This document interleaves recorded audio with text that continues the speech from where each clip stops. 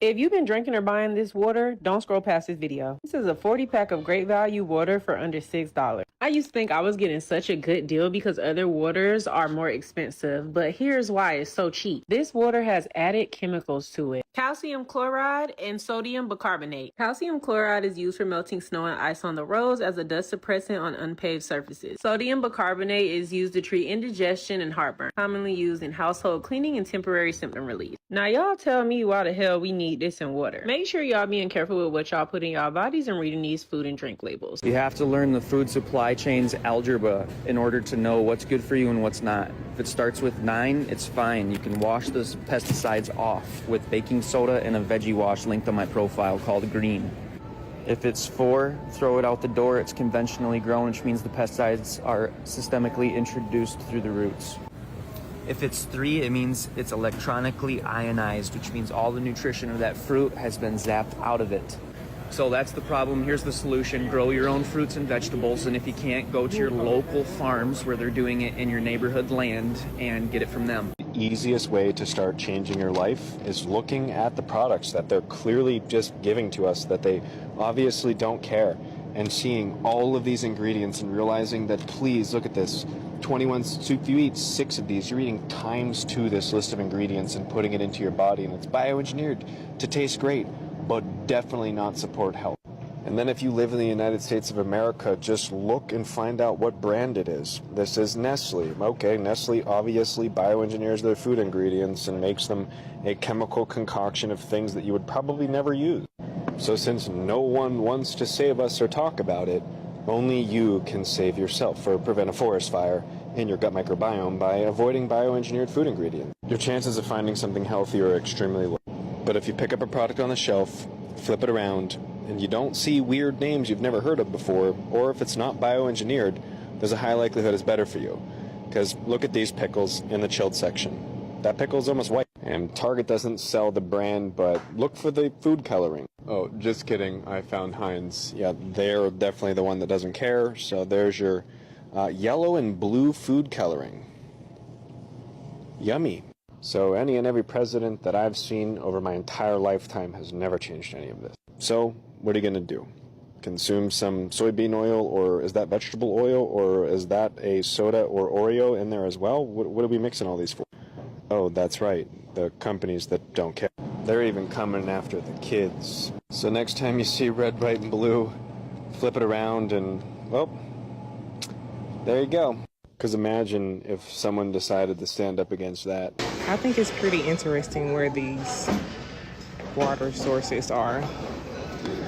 I'm from this area anyway. And Pure Life, love Houston down, but public water system, all in bodies, you know what? This is a cabbage that I threw out here 2.5 weeks ago for the chickens. The chickens won't eat it, and none of the wildlife will eat it. There are possums and skunks and raccoons and deer and all kinds of animals that should be interested in that cabbage.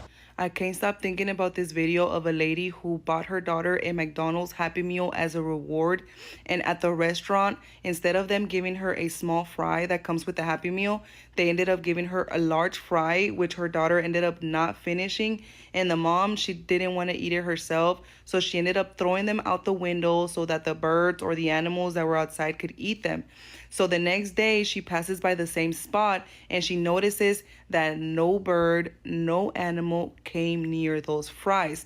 And as she looks closer, she notices that there's ants sitting on top of the fries, but the ants are stiff. The ants are not moving, and the ants are...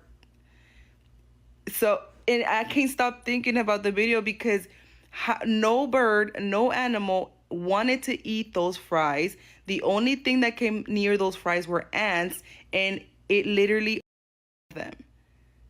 So imagine what those fries are doing to us. Check this out. It has not melted. No bugs have touched this. It sat out all night. I've already done this test before already, y'all. 2 years ago. Not even joking. Yeah, see? Yeah. Now, we want to know why there's no mold, there's no melt, there's not even any dirt on this stuff, dude.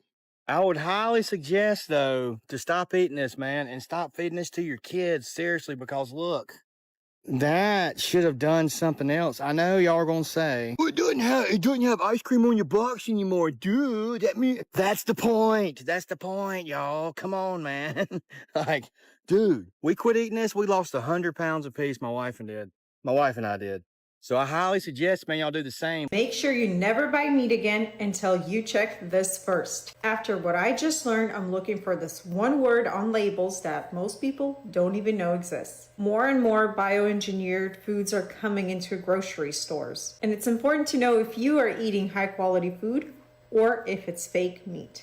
Lab grown or synthetic, those are words you'll never see on a package, because those are scary words. They're doing everything they can to trick us to thinking that it is better than it actually is. So what's happening? We are seeing words that sound way more natural. The words you're looking on the package are cell-cultured. US legislators already made this word legal. And even worse, USDA already approved that say cell-cultivated chicken and cell-cultivated beef. This is their sneaky way of making lab-grown meat sound acceptable. But let's be real for a second. This is not actually real meat. This is meat grown in bioreactor from animal cells. It has been processed in a lab and never has been part of a real breathing animal. So next time you're at a grocery store, read the labels carefully. If it says cell cultivated, cell based, or made from animal growing animal cell, leave them at the shelf. Comment below if you have already seen this at the grocery store. When y'all go to the grocery store,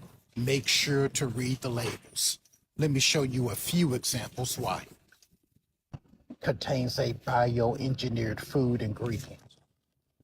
This is Pringles. Ritz crackers also contains a bioengineered food ingredient. Next up, Oreos. Contains a bioengineered food ingredient. Raisin Bran breakfast cereal also contains a bioengineered food ingredient. So Santa Cruz County is where they grow Driscoll's strawberries, and Driscoll's strawberries have been in the news lately for having very high levels of pesticides, etc., etc. I mean, I wonder why these berries of perfection. Do you see the size of this thing? This is a Driscoll's berry. I mean, this is not natural. Has anybody ever seen a naturally grown strawberry? It's literally like the size of my thumb. This thing is the size of my fist. Y'all, what in the hell is a bioengineered food ingredient? What are they putting in our food? And I see this popping up on so many labels at the grocery store now. Every time I saw a bioengineered food ingredient, it reminded me of that old sci-fi movie Soylent Green.